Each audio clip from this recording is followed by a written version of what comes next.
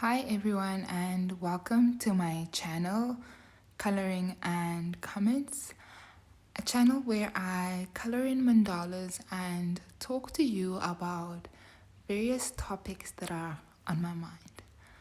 And today's topic is the art of comparison. When I was younger,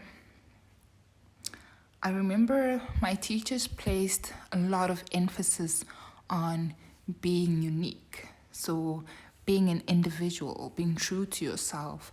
And I started growing and moving in that, in the sense that I always wanted to be different because I knew by being different that I was being true to myself. But as I grew older, I realized there was this notion of comparison where, for some reason, you're being pitted against your friend, against your sibling, against strangers, you know? With comparison being finding similarities between two things, in this instance, two people, by forcing someone to somewhat be in line with somebody else's life, you invalidate the need to be unique, or you invalidate the beauty that is uniqueness. And that's actually quite sad. We live in a time where social media is very big. We can't get away from it. Where TikTok and Instagram are constantly feeding you images and videos of people you know and even people you don't know. You see these lives and you start berating yourself for not living in a way that's somewhat equivalent. You start thinking that you are not good enough, that you are failing, not realizing that you're comparing yourself to an image that was taken in a moment in time. So you don't even know the context behind that image. You don't even know the story that got these people to that point in their lives. So now you start using an arbitrary rubric to align your thoughts and your feelings to achieve something that you're not even sure what it is that you're trying to achieve. And you're also not even sure if that is what you want in life, but you're working towards it because everybody around you keeps telling you that, oh, so and so is also 30 and they're doing this and this and this, but you aren't. Or so and so also has a degree in marketing, but they are here and here and here. So that thing of pushing you into areas that you might not even want simply stems, or mostly stems, from comparing yourself, whether it's you or those around you that are constantly comparing you to others. And something that we don't realize or don't acknowledge a lot of the times is the fact that we all start at different starting points. Some people are born rich. Some people are born with access to quality education. Some people are born with fast metabolisms. So immediately from the get-go, our starting points are different. So comparing yourself to someone with a different starting point is unrealistic. And I'll go even further that comparing yourself maybe with someone with the same starting point is also unrealistic, in the sense that you might not want to go in the same direction as that person. So simply because you did the same degree does not mean you want to follow the same path. Or simply because you both had access to quality education does not mean that you want to become a professional in the business sector, for example. And it's important to realize this because comparison creates this environment of jealousy and resentment that has a way of affecting our relationships. So instead of valuing friendships and other forms of relationships, we start seeing those around us as competition.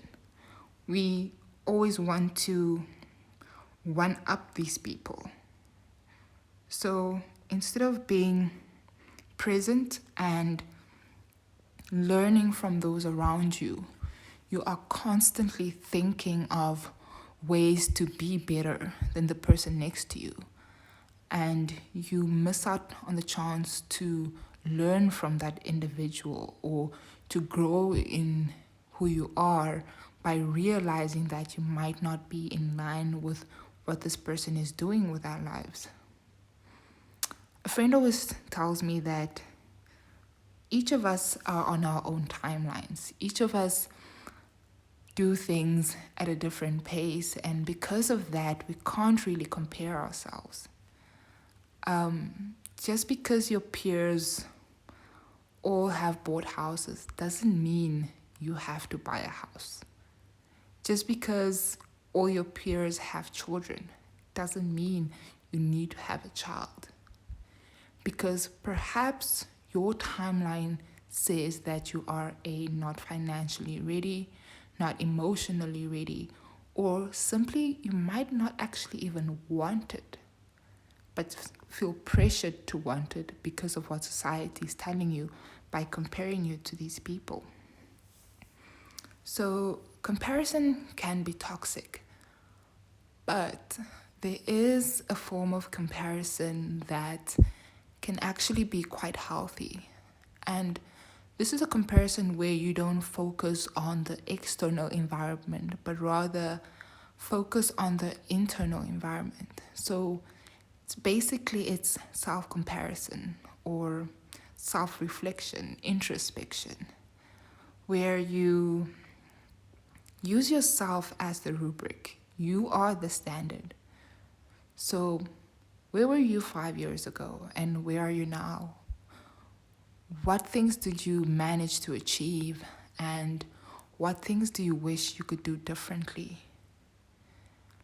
So self-comparison allows you to look at the past without the emotional attachment. It allows you to see your strengths, your weaknesses, opportunities that may have presented themselves that you may have missed.